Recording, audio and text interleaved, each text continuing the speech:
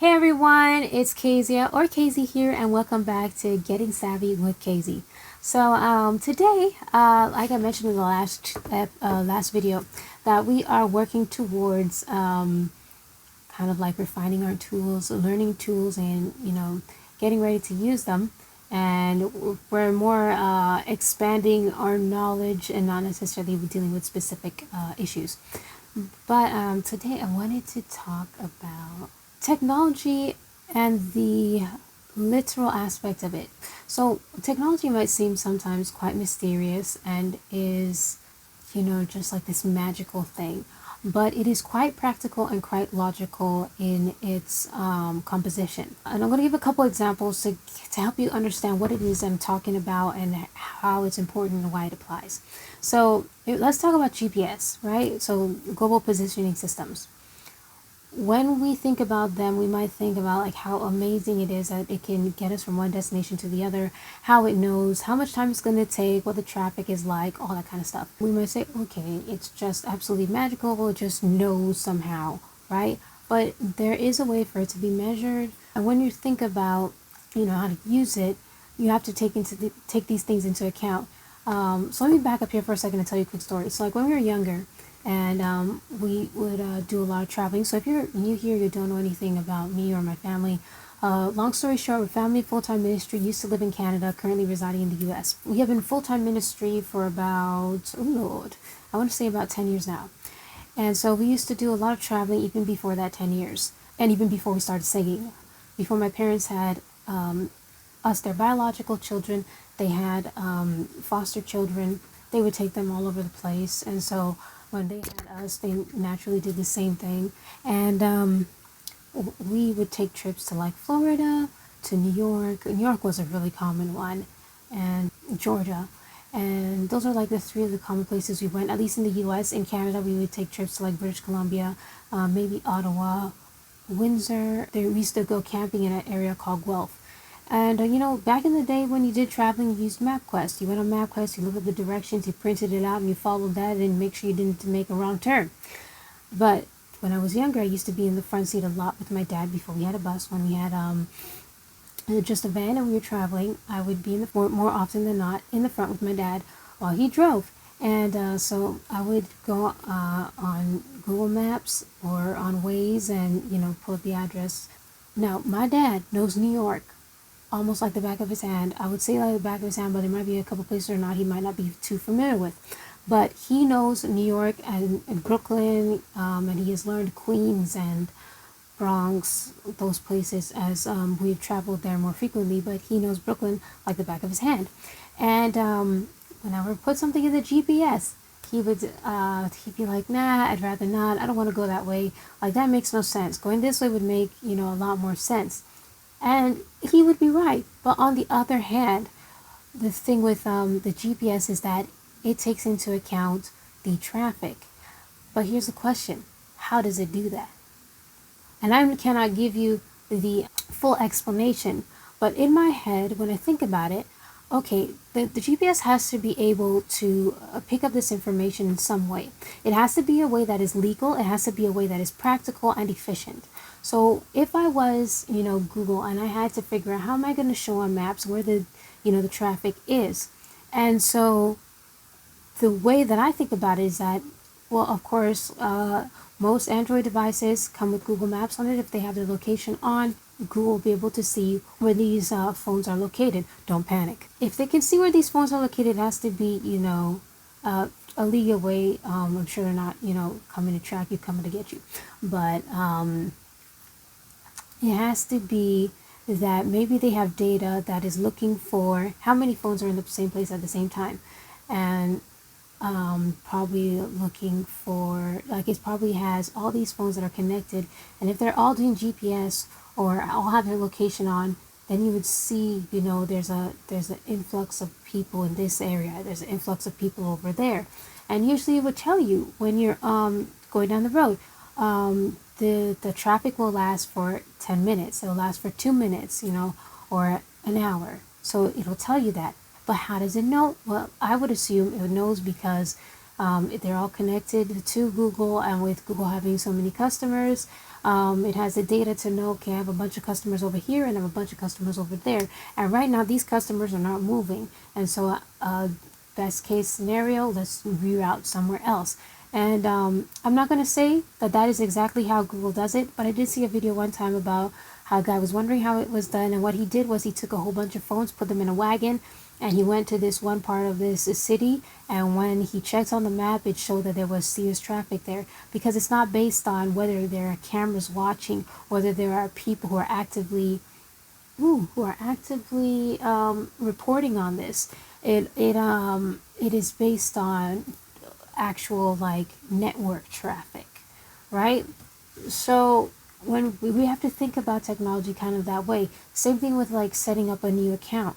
When you're setting up a new account, I've heard people say like, oh well, what is my password for this account, for an account that they're setting up? You have to think, okay, if this is a company I've never been with before, they have no idea who you are, or, oh, unless you're famous, but they have no idea who you are, or what your login information would be. Because imagine if they did, that means that everybody could, or like, or unless they were, being, handed it under the table.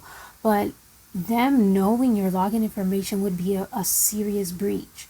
So when we're setting up a new account, we can't expect for that new platform to know your pre-existing email or your pre-existing password for other platforms. Though, please, sweetheart, change your passwords or make them at least a little bit different for each account, because if they get one password, they got them all.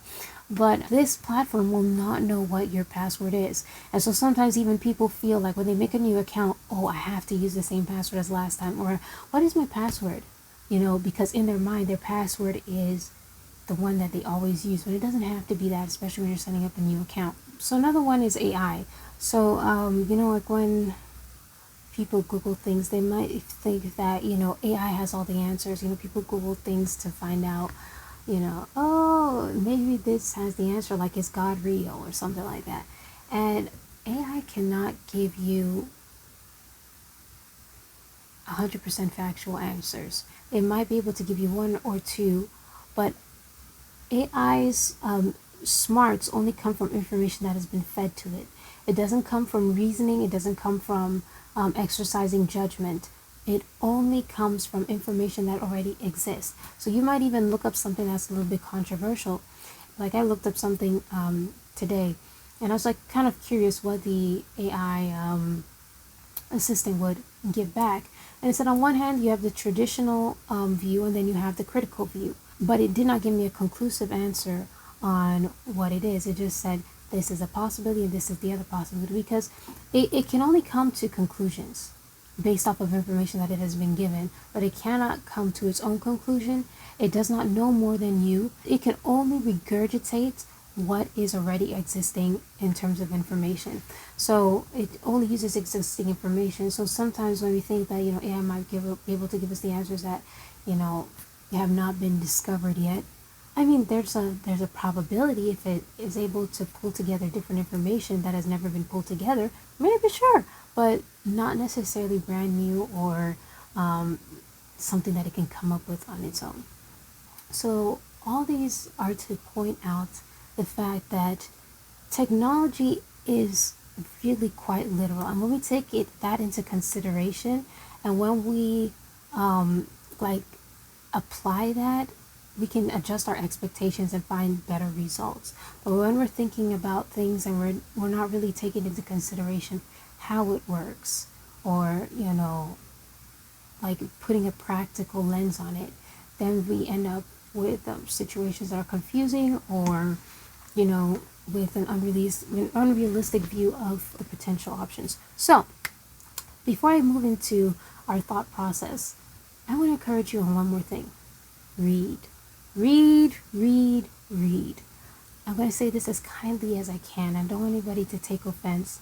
But I would say it's a subconscious thing, in that a lot of people, we struggle with technology not because necessarily that it is exceptionally hard, but we either have a form of laziness, or we don't have the patience to go through and read. in the introduction video to this series, I kind of touched on the fact that I am self-taught. I did not go to school for computers. The only course I did that has anything to do with technology is sound engineering.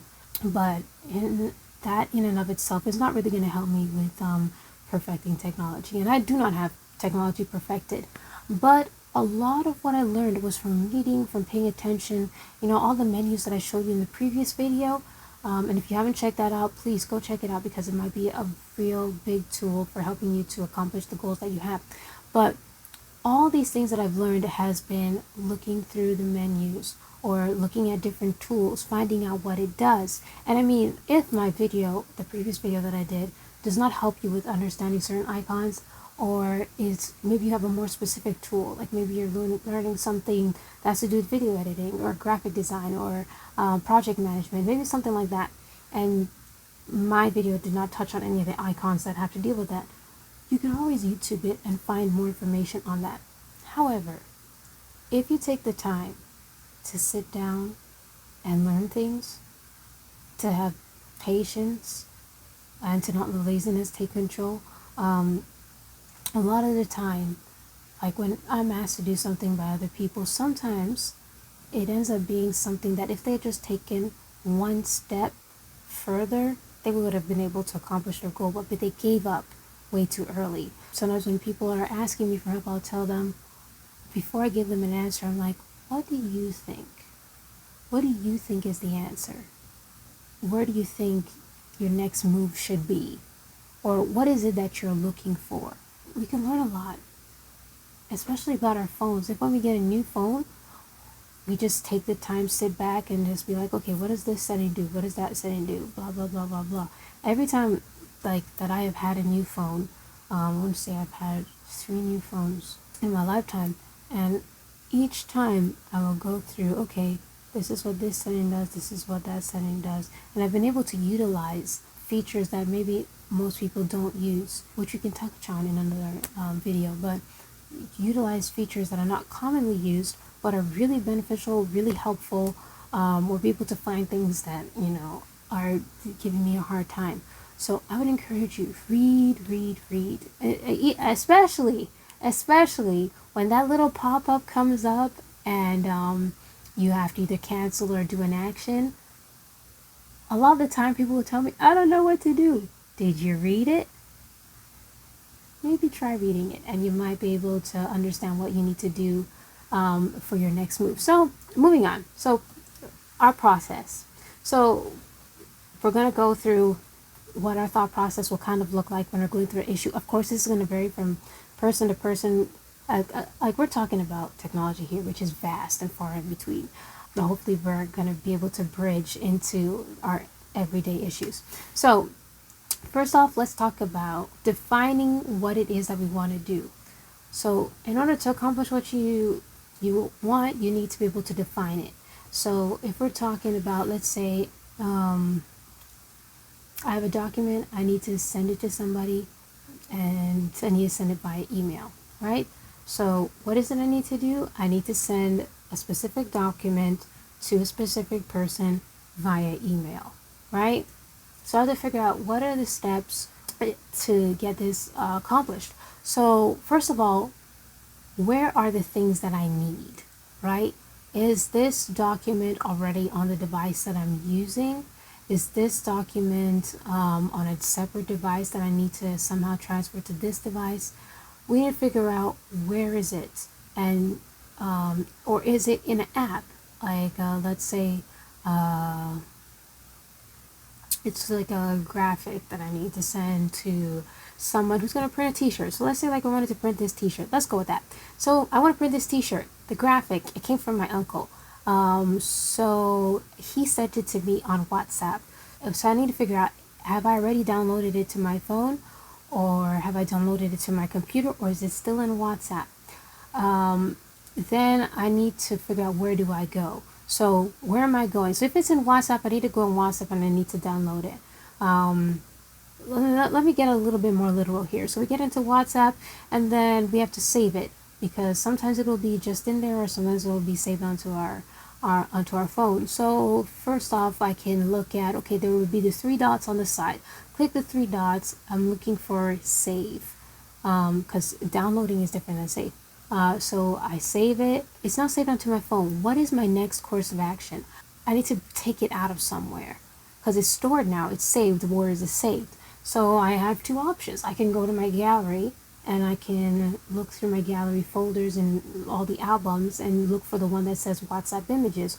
Or I could go into my storage app and go through to the WhatsApp folder, go to the WhatsApp images, and take it from there.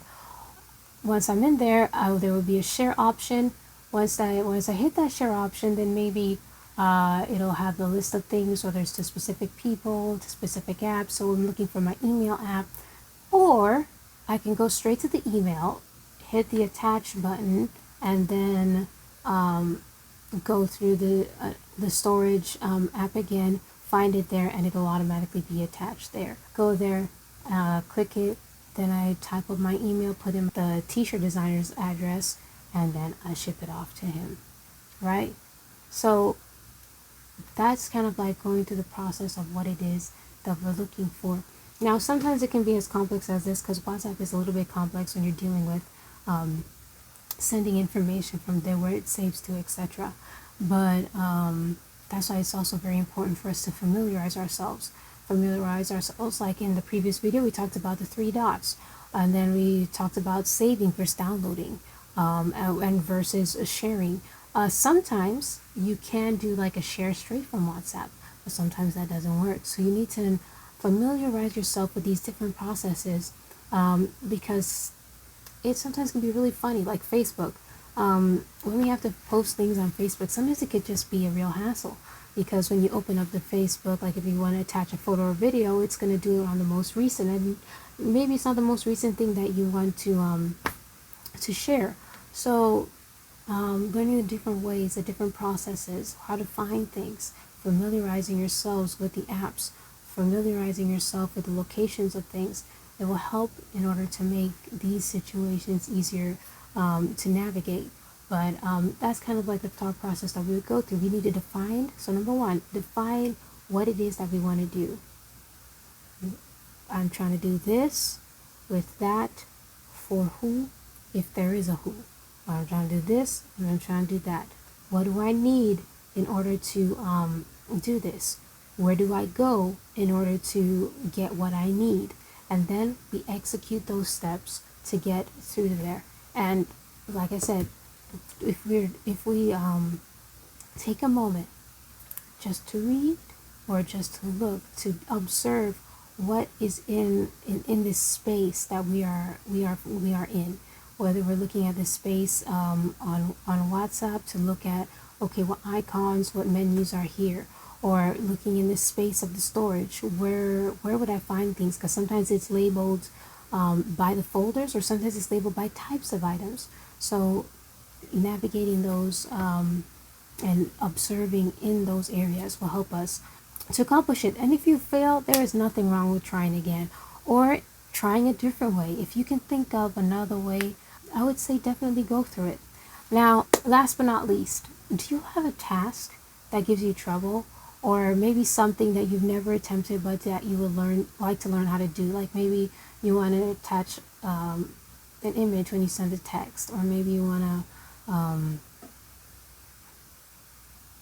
attach something to an email, something like that. Whatever it is, if I can figure it out, or if you just want some help with something that you're struggling with, a specific issue, please leave a comment below.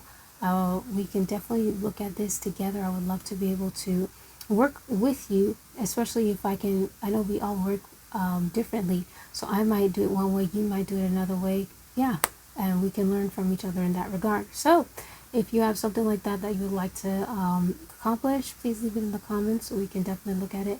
Or if you are somebody who has a suggestion or some advice to give, please leave it in the comments, because we're all here to learn together. And I'm still learning a lot of things. My mind is still being blown every day. But yeah, let's go through some scenarios together. But this has been Getting Savvy with Kazy, and I look forward to being with you next time. Please feel free to share it with a friend because some of the information that we've covered might be really helpful to somebody who is not very tech savvy. Feel free to share with a friend, leave a comment, or leave a like, and I will see you next time. Bye bye.